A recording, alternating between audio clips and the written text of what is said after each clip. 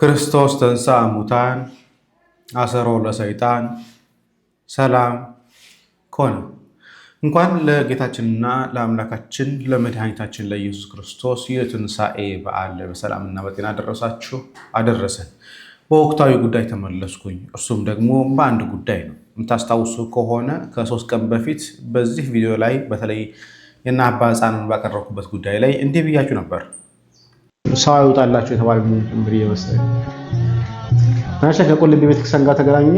አዳዲስ መረጃዎች እየወጡ ያሉት ለቁልቢ ቤተክርስቲያን ገቢ ማሰባሰቢያ እየታሰበ እንደሆነና ከውሳኔ እንደተደረሰ ሰምቻለሁ። ይስተካከለ ለማጣሱ ነው ያ ጊዜ እንግዲህ እንሰራበታለን።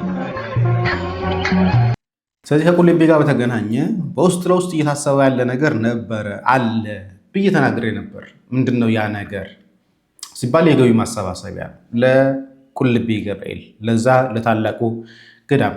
እስቲ መግለጫው ምን እንደሚል እንመለከትና ለምን እንተቸዋለን ይሄን ሐሳብ የሚለውን ነገር ለማየት እንሞክር። ይህ ትናንትና ሚያዝያ 9 ቀን ይወጣል የሚዲያ ዘገባ ጥሪ ለሁሉም ኦርቶዶክሳውያን የሚዲያ ተቋማት በሙሉ ይላል። ሚያዝያ 9 ቀን 2018 ዓ.ም ጥንታዊት ታሪካዊት ብሔራዊት ቀዳማዊት የሆነችው የኢትዮጵያ ኦርቶዶክስ ተዋሕዶ ቤተክርስቲያን የሀገር አንድነትና ታሪካዊ ቅርሶችን በነገሥታትና መኳንንቱ ታሪኮችን፣ ስነ ጥበባትና ስነ ጽሑፍን፣ ባህልና ትምህርትን በማስፋፋት በመጠበቅ ሀገራችን ኢትዮጵያ ሀገር ሆና እንድትቆም ያደረገችው ታሪካዊቷ ተቋም መሆኗን የሚታወቅ ነው። በነገራችን ላይ ቤተክርስቲያናችን ተቋም አይደለችም። ቤተክርስቲያን በውስጧ ተቋማት አላት እንጂ ቤተክርስቲያን ተቋም አይደለችም።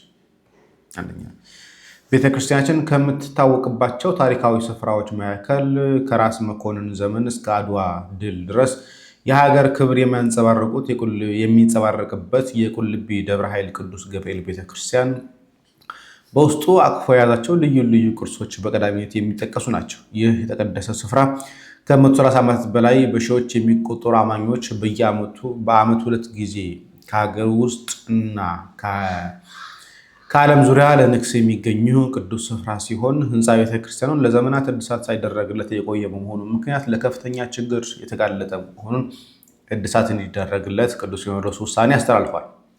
ስለሆነ የቁልቢ ደብረ ኃይል ቅዱስ ገብርኤል ገዳም እድሳት ሁሉም ኢትዮጵያውያንን የሚመለከት ነው። በአሁኑ ወቅት ኢትዮጵያ ኦርቶዶክስ ተዋሕዶ ቤተክርስቲያን ምዕመናን ዘንድ ትልቅ ቦታ የሚሰጠው የቁልቢ ደብረ ኃይል ቅዱስ ገብርኤል ገዳም በጣራውና በውስጥ እንዲሁም ከዕድሜው ብዛት የደረሰ ጉዳት አስቸኳይ እድሳት ግንባታ አስፈልጎታል። በመሆኑ የኢትዮጵያ ኦርቶዶክስ ተዋሕዶ ቤተክርስቲያን ጠቅላይ ቤተ ክህነት ከቅርስ ጥበቃ ባለስልጣን፣ ከቱሪዝም ባለስልጣናት እንዲሁም ከሚመለከታቸው ባለድርሻ አካላት ጋር በመመካከር ግንባታ ተጀምሮ እየተሰራ ይገኛል። በአሁኑ ጊዜ በገዳሙ የሚከናወኑ የእድሳት ስራ ያለበትን ደረጃ የሚያስፈልገውን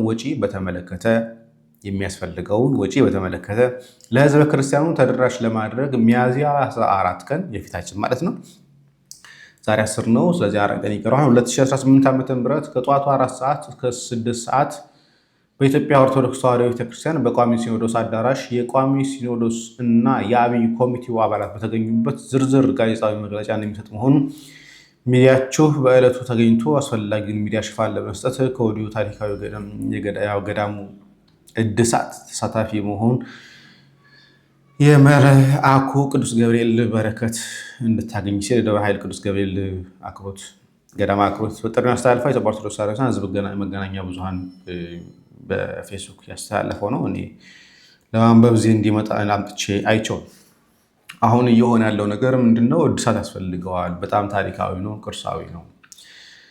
እኛ እስከምናውቀው ደግሞ ቁልቢ አንዱ ባለሀብት ከሆኑ ደብራት መካከል ወይ ገዳማት መካከል ነው። ገዳም አይደለም፣ በርግጥ ገዳም በጫካ ውስጥ የሚገኝ ገዳም አይነት አይደለም፣ ከተማ መካከል ያለ ነው። እድሳት እንደሚያስፈልገውና ብር እንደሚያስፈልገው ነው። ግን ቁልቢ ገብርኤል እኮ በጣም ባለሀብት ከሚባሉት አብያተ ክርስቲያናት መካከል ነው። አንለስ ያ ብር ካልተበላ በስተቀር ተበልቷል አልተበላም የሚለውን ነገር እዛው ቤተክርስቲያኖችን ካሳተመቻቸው አዋጅ ነጋሪ በሚል የወጣውን የመጀመሪያው ገጽና ሁለተኛው የወጣውን ላሳያችሁ። ጥቅምት 2017 ዓ.ም 17ኛ ዓመት ቁጥር 20 ነው የሚለው። የኢትዮጵያ ኦርቶዶክስ ተዋሕዶ ቤተክርስቲያን ትንሽ ድብዝ ያለ መጽሐፍ ፎቶ ስለሆነ ነው። የኢትዮጵያ ኦርቶዶክስ ተዋሕዶ ቤተክርስቲያን መንበረ ፓትርያርክ ጠቅላይ ቤተ ክህነት ጽሕፈት ቤት 43ኛውን ዓመታዊ የሰበካ መንፈሳዊ ጉባኤ ዓለም አቀፍ ጉባኤ ይላል። ይህ ሰበካ መንፈሳዊ ጉባኤ ተሰባስበው የወጣ መጽሔት ነው። ለተሳታፊዎች ለታዳሚዎች እየተሰጠ ነው። ከዛ መካከል አንድ ወንድማችን ልኮልኝ ነው። ይህ የምትመለከቱት የቁልቢ የተከናወነ ስራ የሚናገር ነው። በቁልቢ ንዋየ ቅድሳት ማደራጃ የተከናወነ ይላል። ሐምሌ 19 ቀን 2015 ዓ.ም እና ታኅሳስ 19 ቀን 2016 ዓ.ም ከስዕለት ከሙዳየ ምጽዋት ከቀንድ ከብት ከበግና ፍየል ሽያጭ ከቼክ ምንዛሬ ከሞባይል ባንኪንግ ገቢ በሁሉም በዓላት የተሰበሰበ ብር 79 ሚሊዮን ብር በላይ 79 ሚሊዮን 763 ሺህ ምናምን እያለ ይቀጥላል። ስለዚህ 79 ሚሊዮን ብር በላይ በገዳሙ በተከፈተው የኢትዮጵያ ንግድ ባንክ ሐረር ቅርንጫፍ ገቢ ተደርጓል። ከ79 ሚሊዮን ብር በላይ ኦኬ።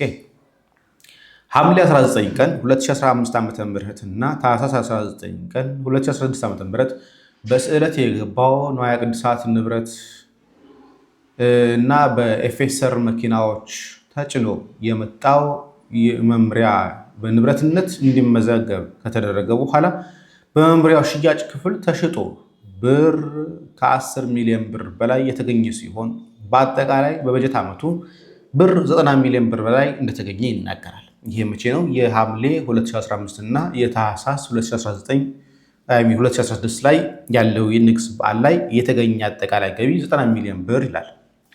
በዋናው መስሪያ ቤት የሚመደባቸው ልዑካን በሁሉም አይነት ይመስለኛል በዓላት የተገኙ በሁለቱም በዓላት የተገኙ የወርቅና የብር አይነት በካራት መጠኑ በባለሙያዎች የተረጋገጠ 194.7 ግራም የብር እንዲሁም ደግሞ 453 ግራም የወርቅ ከንብረትነቱ በኢትዮጵያ ንግድ ባንክ ወርቅ ክምችት ማስቀመጫ እንዲቀመጥ ተደርጓል ይላል። ይህ የአንድ ዓመት ገቢ ከ90 ሚሊዮን ብር በላይ አንድ ገዳም ላይ እየገባ ያለው ወይ ደግሞ በአንድ ሪፖርት እየቀረበው ነው ብላችሁ የሐምሌና የታኅሳስ ኦኬ።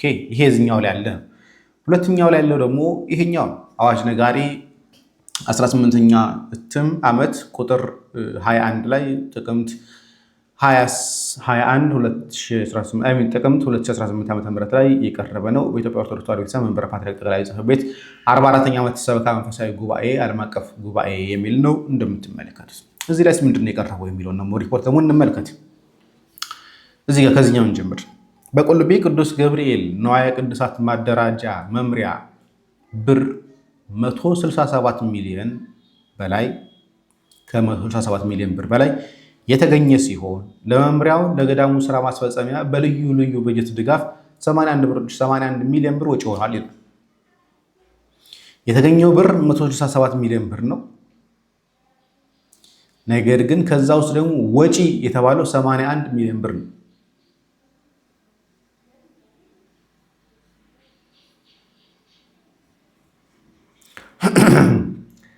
ወጪ ሆኖ ከውጪ ቀሪ ብር 86 ሚሊዮን ብር በሉት ሲሆን ብር 10 ሚሊዮን ምናምን በንብረትነት መዝግቦ ይገኛል። ኦኬ።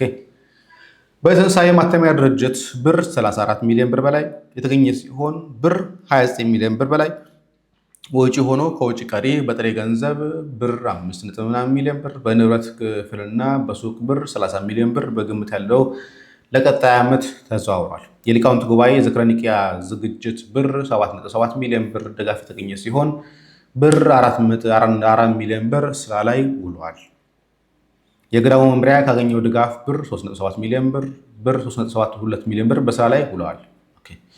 ለመንበረ ፓትርያርክ ጠቅላይ ቤተ ክህነት ጽሕፈት ቤት የኔትወርክ ዝርጋታ ቅድመ ክፍያ 6.9 ሚሊዮን ብር ተከፍሎ እየተሰራ ይገኛል። ከቁጥጥር ያለ ይቀጥላል። በዓመት አንድ ቤተክርስቲያን 90 ሚሊዮን 117 ሚሊዮን አሊያም ደግሞ ከውጭ ቀሪ 85 ሚሊዮን 95 ሚሊዮን እየተባለ የሚቀር ገዳም ያለው ብር እየገባ የዕለት ጉርስ መሸፈን አቅቶት በየሜዳው እየተሯሯጠ ያለን ምዕመን፣ የቤት ኪራይ መሸፈን አቅቶት በየሜዳው እየተንከራተተ ያለ ምዕመንን ህንፃ እድሳት ልናደርግ ነውና ኑ እናሰባስብ ብሎ መለመን ከምን የመጣ ነው? ይህ ምእመን እኮ ለቁልቢ ሲሄድ ከመቀነቱ ላይ ፈቶ ስዕለትም ይሆን እግዚአብሔር ዚለስ ሳድረሰኝ ብሎ እኮ ሰጥቷል። ያ ብር ደግሞ እንደምትመለከቱት በሚሊዮኖች 85 ሚሊዮን፣ 95 ሚሊዮን፣ 105 ሚሊዮን እየተባለ የሚነገርለት ብር ነው። ይህ ከመቀነቱ ፈቶ የሚልከው ብር ለእድሳት ካልሆነ ለማን ሊሆን ነው? ምእመኑ የሚበላው የሚጠጣው ጠፍቶት ግራ እየገባ ያለ ምእመንን ይህን ያህል ማስጨነቅ ስለምን አስፈለገ ነው? ወይስ አልበቃ አለ? የሚበላው ብር በሰፊው ለመብላት ታስቦ ነው? በየዓመቱ ከ80 ሚሊዮን ብር በላይ የሚገባ ከሆነ እስካሁን እየተከበረ ያሉ በዓላትን ደግሞ አስባቸው ምን ያህል ጊዜ እንደተከበረ፣ ምን ያህል ብር ክምችት ሊኖር እንደሚችል አስቡት። ቤተክርስቲያን በቢሊየን የሚቆጠር ብር ነው የምታዘዋውረው። በቢሊየን የሚቆጠር ብር ያላት ቤተክርስቲያን እንዴት ነው የዕለት ጉርሳቸው መሸፈን አቅቷቸው ትራንስፖርት አጥተው በእግር የሚንከራተቱ ምዕመናን ብር የሚጠየቅበት ምክንያት ምንድን ነው? እስከ መቼ ነው የምዕመኑን ኪስ መጋጥ የሚቆመው? አትሊስት ያላቸው ሀብት ያላቸው ደብራት እንዴት በደብርነታቸው ገዳምነታቸው መቀጠል አይችሉም? እንዴት ከራቸው የሚገኘው እንኳን መቀጠል አይችልም? ሱቁ እንኳን ከ39 ሚሊዮን ብር በላይ የሚገመት ግምት ይዞ እየተንቀሳቀሰ ያለ ሱቅ ነው። ንዋየ ቅድሳት መደብር ነው ያላቸው። የሚገባው ብር እንደምትመለከቱ 117 ሚሊዮን ብር ነው። እንዴት እንደሆነ አላውቅም። 81 ሚሊዮን ብር ወጪ ይሆናል። በምን ተአምር 81 ሚሊዮን ብር እንደሚወጣ አላውቅም። እንግዲህ ገዳም ነው አውቀዋለሁ። ይህ ቦታው በደንብ በየዓመቱ የምመላለስበት ዳር ያገባሁበትም ደብር ነው፣ ገዳም ነው። ግን 81 ሚሊዮን ብር ወጪ ሆነ ተባለ። ኦኬ እሺ አወጣችሁት። ከዛ ቀሪ እንኳን 85 ሚሊዮን ብር አለ። ከዛ በኋላ ከትንሣኤ ማተሚያ ድርጅት የሚገኘው ብር ደግሞ አለ 30 ሚሊዮን ብር አለ። ግን አሁንም ይሄን የሚያክል ብር እንኳን ገዳሙ ኖሮት ምዕመንን ለመብላት ከቋሚ ሲኖዶስ ጭምር አለ ተብሎ አባቶች ተጋብዘው ለልመና እጃቸውን ዘርጉ ሊባል ነው። ይህ ምዕመን የነዳጅ አጥቶ መሙላት ተወደደብኝ ብሎ በእግር ሲኳትን የሚውል ምዕመን፣ የሚበላው የሚጠጣው አጥቶ የሚኖር ምዕመን ነው። ግን በሚሊየንስ በመቶ ሚሊዮኖች ብር ይዞ ግን ደብሮ ግን ገዳሙ ግን አሁንም ብር ለመሰብሰብ ግን ኮሚቴ አዋቅሯል። ይሄ ነገር በናች ላይ ዛሬ ብቻ አይደለም፣ በጣም እየበረከተ እየመጣ ያለ ነው። ትልልቅ ገዳማት እንኳን ብር አሰባስቡ እያለ አርቲስቶች እየወሰዱ እያየን ነበር። ያ ገዳም ላይ እኮ ቢያንስ እኮ በአንድ ጉባኤ እኮ ከ100 ሚሊዮን ብር በላይ የሚገባበት ገዳም ነው። ከ100 ሚሊዮን ብር በላይ ገዳሙ እያስገባ በባንክ እያስቀመጠ፣ ይሄ እዚኛው ላይ እንደሚናገረው ስንት ተቀምጧል? የቁልቢ እንትን ላይ 90 ሚሊዮን ብር በላይ ተቀምጧል። እዚህ የሐረር ንግድ ባንኩ ላይ ወደ 80 ሚሊዮን ብር በላይ ገቢ ሆኗል። ባንክ ላይ ተቀማጭ ሆኗል። ግን አሁንም ይሄ የሚያክል ብር በባንኩ ተቀምጦ ግን አሁንም የህዝቡን ብር ግን ለማግኘት ግን ይሯሯጣል። ደግሞ ከበረከቱ ተካፈሉ ይላል። ከበረከቱ እኮ ሰው ያለው ካለው ላይ ሲሰጥ ነው እኮ። ሰው የሌለውንም ጭምር ነው ከሆነ ለመሟጥ ይሞካል። ደብሩ ቸግሮት ቢሆን ኖሮ እሰየው በስተጣ ነበር። ግን ቸግሮት ነው ወይ? ቁልቢ ገብርኤል ቸግሮት ነው ወይ? አዳራሽ ሰራ እንዳትሉ፣ አዳራሽ የሰራው ሳሙኤል ነው። እኔም አይቼዋለሁ። እናንተ አልሰራችሁት፣ ወጪ አላወጣችሁበት። ይሄ የሚያክል ብር ይዛችሁ አሁንም የህዝቡን ብር ለመሞለጭ መሄድ ምንድን ነው ጥቅም? የምር ታዘቡ ውስጥ እናንተ ራሳችሁ ታዘቡ። በእርግጥ ብር የለመደ ሰው አይታዘብም። ብር የለመደ ሰው ሁሌ አምጡ አምጡ አምጡ አምጡ ነው። ሀሳቡ እንደዛ ነው። አምጡ ነው፣ ዛሬም ነገም አምጡ ነው። ግን በጣም መስተዛዘብ አለ። በጣም 81 ሚሊዮን ብር ወጪ ሲባል በጣም የሚያስቀው ምን ተሰርቶ ምን ተሆኖ ነው? ወይስ ለቁልቢ ገብርኤል ሁለቱ ታህሳስና ሐምሌ ላይ ለመጡት አባቶች ነው ወጪ 81 ሚሊዮን ብር ወጪ የሆነው? ምን ማለት ነው? 81 ሚሊዮን ብር ወጪ ወጣ ማለት ራሱ መድኃኔዓለም ለቤቱ ይድረስለት። እውነት ለመናገር የበላተኞች ማህበር መሰባሰቢያ ሆኗል። ቸር ቆዩ።